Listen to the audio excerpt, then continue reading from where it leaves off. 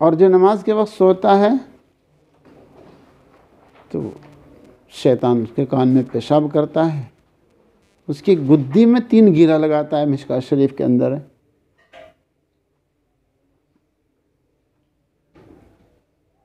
تو پورے دن اس کی ٹینشن ختم نہیں ہوتی ہے، اور سستی اس کی ختم نہیں ہوتی ہے۔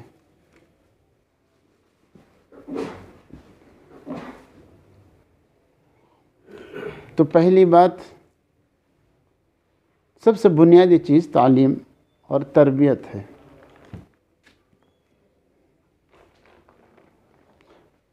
اچھا، تعلیم تربیت کے سلسلے میں دیکھو، ہمارے نبی صلی اللہ علیہ وسلم جو کامیاب ہوئے ہیں،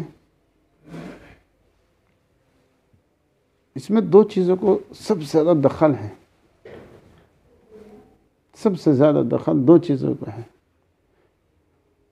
ایک تو اپنی ذات سے عمل، اور خاص طور سے دوسری چیز ان کی سخاوت۔ سخاوت صرف پیسے کی نہیں ہوتی ہے۔ خیر الناس من ينفع الناس، جس طرح بھی نفع پہنچا جا سکے، جس طرح بھی نفع پہنچا جا سکے۔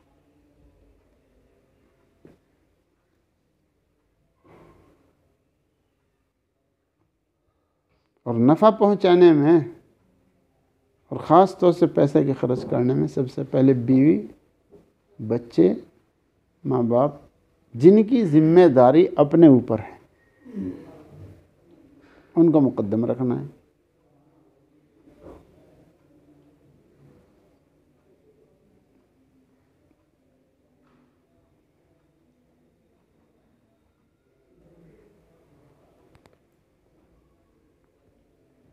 سب سے زیادہ اثر جو پڑتا ہے وہ عملی تبلیغ کا پڑتا ہے۔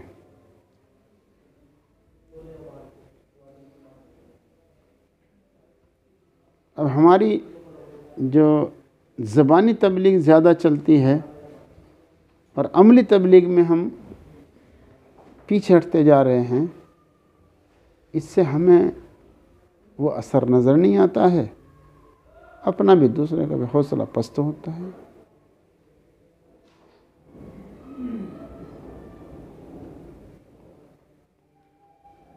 تعلیم تربیت میں اپنا نظام الاوقات بنانا ضروری ہے۔ مجھے اس وقت میں یہ کام کرنا ہی کرنا، وقت پہ سونا، وقت پہ اٹھنا، وقت پہ کھانا، یہ سب سے پہلے اپنا نظام الاوقات بڑھیا بنانا پڑے گا۔ پھر اپنے اندر چستی رہے گی، اپنا کام وقت پہ ہوگا، تبھی پھر آدمی دوسری طرف توجہ کرتا ہے۔ جس کو اپنی ہوش نہیں ہے، سستی آ رہی ہے، وقت بے وقت کام کر رہا ہے، تو دوسرے کو نفع پہنچانے میں سستی آئے گی، نہیں پہنچا سکتا ہے۔ اس لیے اس تعلیم و تربیت کے لیے اپنا نظام الاوقات، اس کا دھیان رکھنا یہ بہت اہم چیز ہے۔ نظام الاوقات واجب، نظام الاوقات 5 وقت کی نماز، یہ جو 5 وقت رکھی گئی ہے، یہ نظام الاوقات کی تعلیم دیتی ہے۔ بھئی فجر کی نماز فجر میں ہی پڑھنی ہے، ظہر کی نماز ظہر میں ہی پڑھنی ہے، عصر کی نماز عصر میں پڑھنی ہے، مغرب کی نماز مغرب میں پڑھنی ہے۔ جی ماسٹر جی، بھائی یا ماسٹر جی جگہ دیے بھائی۔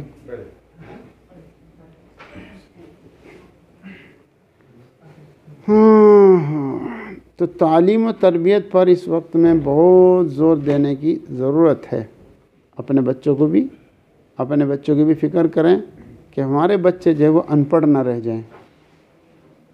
اپنے بچوں کی پوری فکر کریں، اور اسی طرح بھائی جو بچے پڑھنے کے لیے آتے ہیں، ایک امام صاحب آئے چندی گڑھ سے، پھر بتلایا کہ میں گنگوں میں اپنے استاد صاحب کے پاس 2 سال پڑھا، درجے میں بیٹھ کے میں نے کبھی کسی کو پیٹتے ہوئے نہیں دیکھا ہے، اور درجے میں بیٹھ کے کبھی میں نے ان کو ہنستے بھی نہیں دیکھا۔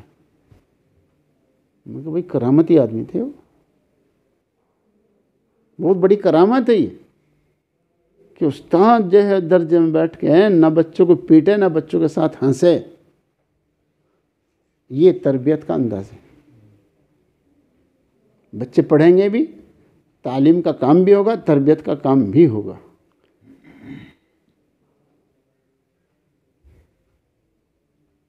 جب بے تکلفی حد سے آگے بڑھ جاتی ہے پھر بچے بگڑتے ہیں۔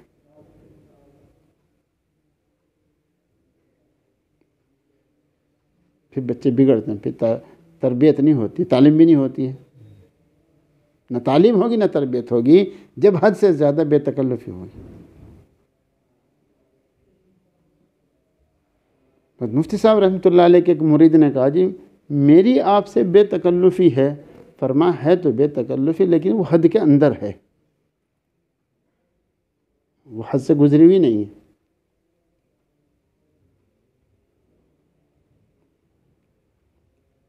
حضرت زید بن ثابت رضی اللہ عنہ کے بارے میں لکھا ہے بچوں کے ساتھ تو بے تکلفی کرتے تھے لیکن جب مجلس میں بیٹھتے تھے تو بے تکلفی نہیں کرتے تھے۔ اس لیے جب درجے میں بیٹھیں تو بہت سنجیدگی کے ساتھ، بہت وقار کے ساتھ، تاکہ بچوں پہ اچھا اثر پڑے، وہ ایک سبق حاصل کریں، وہ تعلیم کے ساتھ ساتھ تربیت بھی حاصل کریں، اس کی ایک فکر۔ تیسری بات یہ ہے کہ ایک بچے تو وہ ہیں جو چوک پہ کھڑے ہوتے ہیں، ان کے لیے تو، اور یہ چوک پہ عام طور سے ہوتے بھی ہیں مغرب بعد، عشاء بعد، تو یہ تو تعلیم بالغان سے ہی کچھ قابو میں آ سکتے ہیں۔ لیکن جو بچے دن میں کرکٹ کھیلتے ہیں، عصر کے بعد اگر کسی مسجد میں تعلیم نہ ہوتی ہو، وعلیکم السلام، عصر کے بعد اگر خالی وقت ہو کسی امام صاحب کے پاس، تو ایک مفتی مہربان مرحوم تھے، اگر بچے کرکٹ بھی کھیل رہے بھائی بچوں بس 1 منٹ گھڑی دیکھ کے 1 منٹ چاہیے بس، اور انہیں 1 منٹ کے لیے اکٹھا کیا اور 1 منٹ میں انہیں ایک عقیدہ بتا دیا۔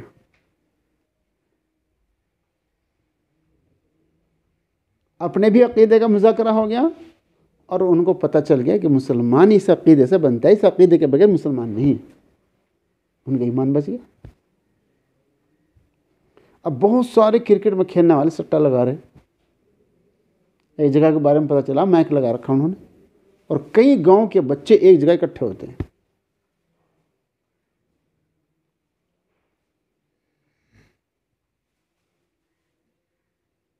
ایک قبرستان سے میں گزر رہا تھا تو میرے ساتھ میں کچھ ساتھی تھے، میں نے کہا میں تم ان سے بات کرو، پوچھو چپکے سے بھئی کرکٹ میں سٹا بھی لگتا ہے؟ تو انہوں نے اقرار کیا جہاں سٹا لگ رہا ہے۔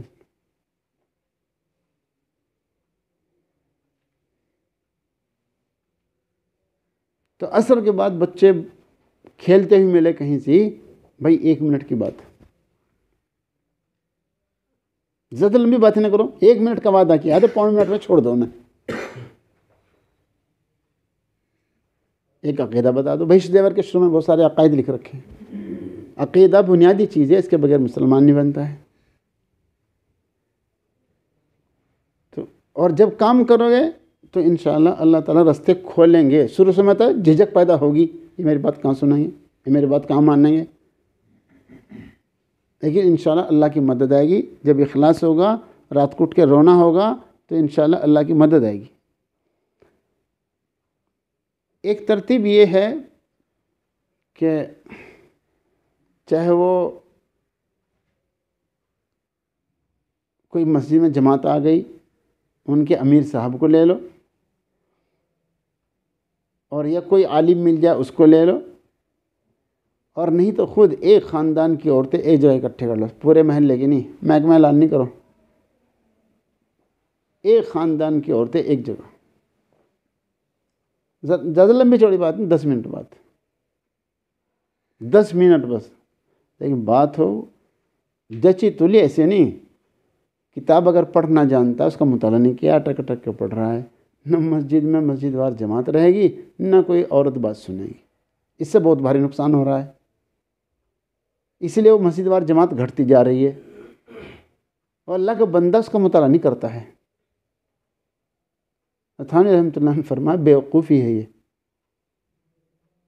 جو کتاب پڑھ کے سنا رہے اس کا پہلے خود مطالعہ کر لو، جم کے مطالعہ کر لو، کوئی بات سمجھ میں آنی، ارے تو فون نمبر کی اتنی بڑی سہولت ہے، پہلے کہاں تھی؟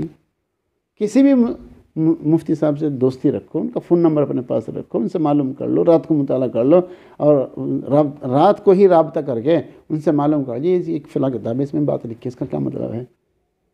اب آپ سمجھے کہ کسی کو سمجھا دے سب کچھ، اس بات کو ذرا کھول کے سمجھا دو، چاہے کتاب ہاتھ میں لے، بہت آسان طریقہ ہے، کتاب کو ہاتھ میں لے کے واعظ کہنا بہت آسان طریقہ ہے، اس میں ناک کٹنا سمجھے کوئی کیا گیا کتاب ہاتھ میں رکھی واعظ کہہ رہا، نہیں، کتاب کو حضرت تھانوی رحمۃ اللہ نے لکھا ہے، کتاب کو ہاتھ میں لے کے واعظ کہنا بہت آسان کام ہے اور بہت اہم کام ہے۔ یہ شرط یہ ہے کہ بھائی دیکھو پہلے اس کو مطالعہ کر کے خود سمجھ لو، تو چاہے مسجد میں ہو چاہے وہ عورتوں میں ہو،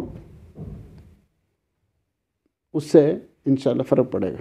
10 منٹ لے، 10 منٹ اس طرح ان عورتوں کی فکر، کھیل کے میدان میں بچوں کی فکر، اور خاندان میں ایک خاندان کی عورتیں ایک جگہ جمع کر کے ان عورتوں کی فکر، ان کو بھی ترغیب دو، وہ خود بھی اہتمام کریں، عشاء کے بعد جلدی سونے کا، صبح کو سویرے اٹھنے کا، غیر صبح اٹھ کے تیاری کر رہے ہیں اور مسلمان اپنا پڑے سو رہے ہیں، صحت متاثر، کاروبار متاثر، تعلیم متاثر، تربیت متاثر، بہت بھاری نقصان ہے اس صبح کے سونے میں۔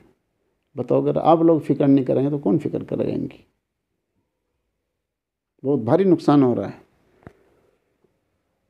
اور اس میں جو جان پڑے گی بھائی دوستو، اور حوصلے جو بڑھیں گے وہ اس سے ہوگا۔ آخری بات یہ ہے کہ تو اتحاد و اتفاق، یہ وقت بھائی اختلاف کا نہیں ہے دوستو، کوئی تم سے بحث کرے تم ٹھیک نہیں ہو، اب بھائی دعا کر دے اللہ مجھے ٹھیک کر دے، بس کسی کے ساتھ بحث نہ کرو، ورنہ اختلاف بڑھے گا گھٹے گا نہیں، اور اختلاف میں نہ کوئی کام کرے گا نہ کرنے دے گا۔ قاری صدیق صاحب رحمۃ اللہ علیہ کا مزاج یہ تھا، اگر بریلوی قسم کے لوگ بھی مناظرے پہ آتے تو یہ فرماتے بھائی ہمارے بڑوں کے مناظرے کتابوں میں چھپے ہوئے ہیں، انہیں پڑھ لو، ہمیں کام کرنے دو، کام کرو کرنے دو۔ ان کے ساتھ بھی الجھتے نہیں تھے، آپ اندازہ لگاؤ۔ اب ہم تبلیغ والے آپس میں ٹکراویں، کتنی بری بات ہے، ہم مدرسے والے خانقاہ والے ٹکراویں، کتنی بری بات ہے، اس سے نقصان ہوگا، فائدہ نہیں ہونا۔ شیخ زکریا رحمۃ اللہ لکھا ہے، دیکھو تم نے سنا کہ شب قدر کی تعین بتلانے کے لیے تشریف لائے حضور پاک صلی اللہ علیہ وسلم، 2 امتی جھگڑ رہے تو نبی علیہ السلام متاثر ہو گئے، ابھی تعین اٹھ گئی نہیں اٹھ گئی؟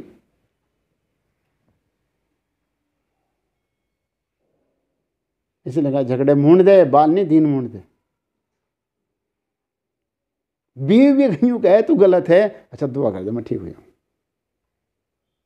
کہ بھائی لڑائی ہوگی، جھگڑا ہوگا، اتفاق ہوگا، اب بیوی کے ساتھ جھگڑ رہے، بیوی کے ساتھ بحث کر رہے، اور بحث کی عادت اگر پڑ گئی بس پھر سب کہیں بحث ہی بحث، اور کام کچھ نہیں ہونے کا، زندگیاں خراب ہو جائیں گی، سکون ختم ہو جائیں گے۔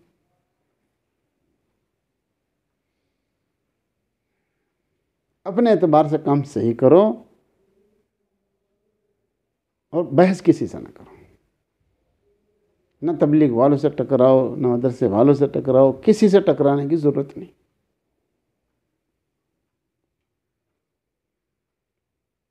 اور اللہ کا بہت بڑا کرم ہے، ہمارے ناگل بلاگ میں تبلیغ والوں کی بھی رسہ کسی نہیں ہے، الحمدللہ، اللہ کا بہت بڑا احسان ہے، بہت بڑا کرم ہے، بہت بڑا احسان ہے اللہ کا۔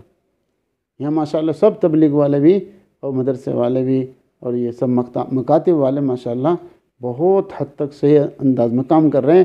تھوڑی سی محنت بڑھا دو تاکہ یہ تمہارے اچھے اثرات دوسرے علاقوں میں چلے جائیں،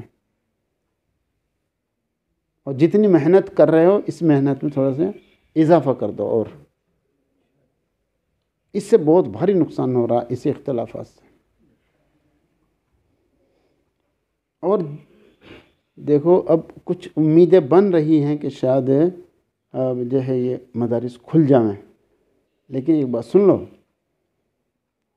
لاک ڈاؤن جب ختم ہوا اور کہیں کہیں کچھ کام شروع ہونے لگا تو ہمارے محترم صاحب اللہ ان کی مغفرت فرمائیں، بعض بچوں کو بلا کے ان کی خوشامد کی کہ بھائی تمہارے لیے سارے انتظام ہوں گے، پڑھنے کے لیے کوئی تیار نہیں ہوا۔ یعنی وہ عربی کی تعلیم بھی شروع کرنا چاہ رہے تھے، لیکن بچے اتنے غیر مانوس ہو چکے ہیں وہ پڑھنے کے لیے تیار نہیں ہوئے۔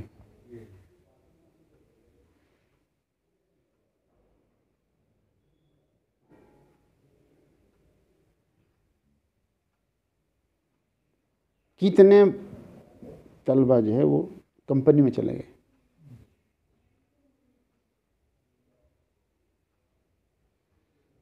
جس سے جو ہو سکے ان پہ بھی محنت کی جائے اور ان کو کام میں لگا دیا جائے، اور ابھی سے ان کو کتابوں کی طرف متوجہ کیا جائے، تبھی تو یہ عید کے بعد پھر پڑھیں گے، تبھی یہ مدارس میں داخلہ لیں گے۔ اور آپ کسی کے بھی سدھار میں، تعلیم میں، تربیت میں آپ نے 1 منٹ لگا دی، ایک بات کہہ دی اور آپ کی بات سے کوئی سیدھا ہو گیا تو آپ تو جانتے ہیں ماشاءاللہ، تو آپ کے لیے بھی تو صدقہ جاریہ ہے، وہ آپ کے لیے بھی وہ صدقہ جاریہ ہے۔ جس خاندان میں سوچو کہ اس میں شادی ہونے والی کم سے کم 20 دن یا 1 مہینہ پہلے 2-3 آدمی ساتھ ہو گئے اور کھڑے بس بیٹھو مت اس کے یہاں بیٹھو مت، بس کھڑے بھائی صاحب ہمارا شادی ہے، بھائی اللہ تعالیٰ خیریت کے ساتھ کرا دے، عافیت کے ساتھ کرا دے، بھائی دیکھو ایسا کام کر لو جس سے برکت ہے، بھائی ایسا کام نہ کرو جس سے بے برکتی ہے۔ پہلے ان کو جگانا شروع کر دو، وہ رکے نہ رکے اللہ کا عذاب رک جائے گا، وہ رکے نہ رکے۔ یہ جتنے بھی پٹاخے بجانے والے، ناچ گانے کرنے والے اور ڈی جے بجانے والے ہیں جی، یہ جتنے بھی گناہوں کے اندر کھلم کھلا لگ رہے ہیں، یہ رکے نہ رکے اللہ کا عذاب رک جائے گا۔ واتقوا فتنة لا تصيبن الذين ظلموا منكم خاصة۔ دیکھو پہاڑوں میں کتنا سخت عذاب آ گیا، کتنے کی لاشوں کو پتہ نہیں، کسی کا ہاتھ نظر آ رہا کہیں، کسی کا پیر نظر آ رہا کہیں۔ ایسے وقت ہے، اس وقت میں لوگوں کے دل بھی کچھ نہ کچھ متاثر ہیں، ورنہ یہ بس تماشا بنا لیں گے، پھر ٹس سے مس نہیں ہونے کے، سب دیکھ رہے، کوئی اخباروں میں دیکھ رہا، کوئی ٹیلی ویژن میں دیکھ رہا، کوئی نیٹوں میں دیکھ رہا ہے، بس وہ تماشے تک محدود ہے۔ عبرت حاصل کر کے اگلا قدم بڑھا دیں، چلو بھائی کچھ تیاری کر لیں، کچھ دعا کر لیں، کچھ اللہ کے سامنے جھک جائیں، نماز پڑھ لیں، اگلا قدم نہیں اٹھا رہے۔ ان کو بیدار کرنا پڑے گا، ورنہ تو بس ایک تماشا۔ دیکھو بھائی بہت ساری جگہوں پر حادثات ہو چکے ہیں، بس ان کو نیٹوں میں تماشا دیکھتے ہیں اور گھر بیٹھ جاتے ہیں، جیسے ہمارے ساتھ کچھ نہیں ہونے والا ہے، اور چاروں طرف بھائی منڈلاتا ہی رہتا ہے، کبھی دہلی کی خبر ہے تو کبھی برما کی خبر ہے تو کبھی ادھر کی خبر ہے جی۔ مولانا علی میاں صاحب رحمۃ اللہ علیہ نے 56 سال پہلے جا کے برما والوں کو سمجھایا تھا، 56 سال پہلے جا کے، اور صاف صاف کہا تھا کہ بھائی اس وقت میں یہاں حالات دوسرے ہیں، تھوڑی سی محنت کر لو، اپنا سدھار کر لو، دین کی حفاظت کر لو، یہ دین تمہاری حفاظت کر رہا ہے، مشکوٰۃ شریف میں ہے، تم دین کی حفاظت کر لو، دین تمہاری حفاظت کرے گا، ورنہ مجھے کچھ اور نظر آ رہا۔ 56 سال کے بعد وہ ہوا جو پوری دنیا نے دیکھا ہے۔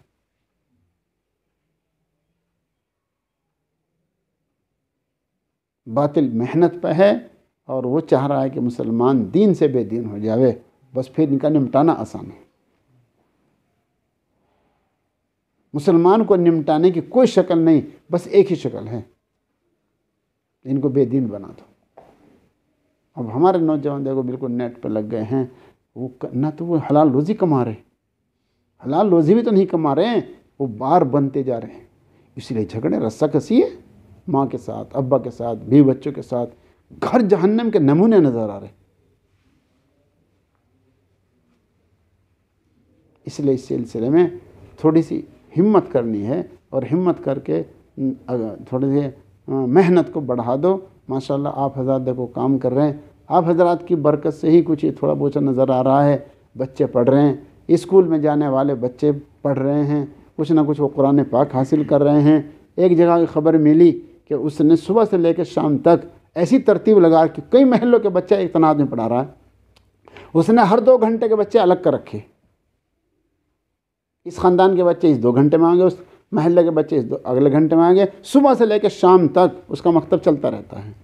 نہ بچوں کی اسکول کی تعلیم رک رہی ہے اور نہ قرآن پاک کی تعلیم بند ہو رہی ہے۔ جس طرح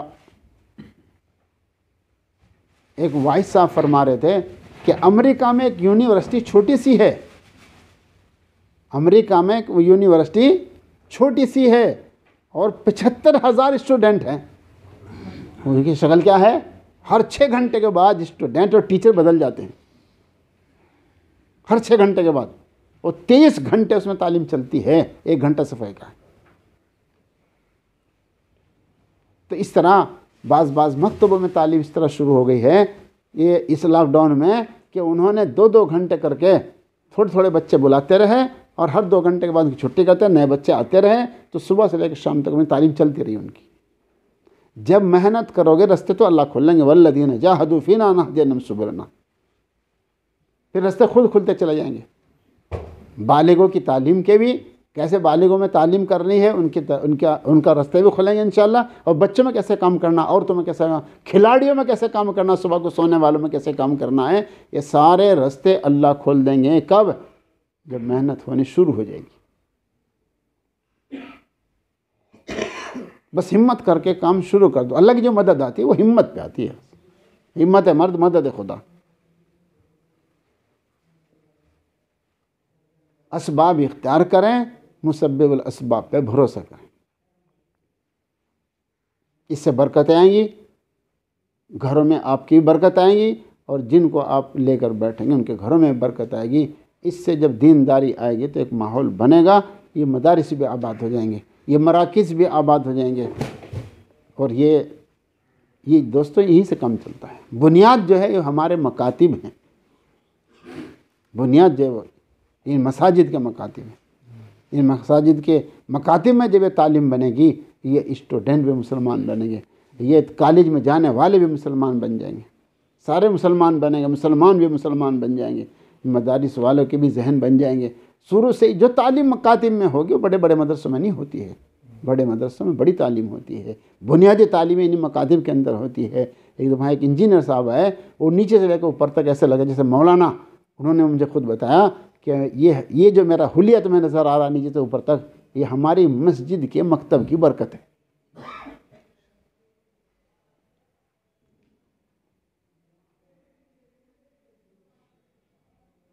اس لیے سستی نہ کرو اور ہمت سے کام لو، اور یہ باتیں آپ کو دوسروں تک پہنچانی ہے،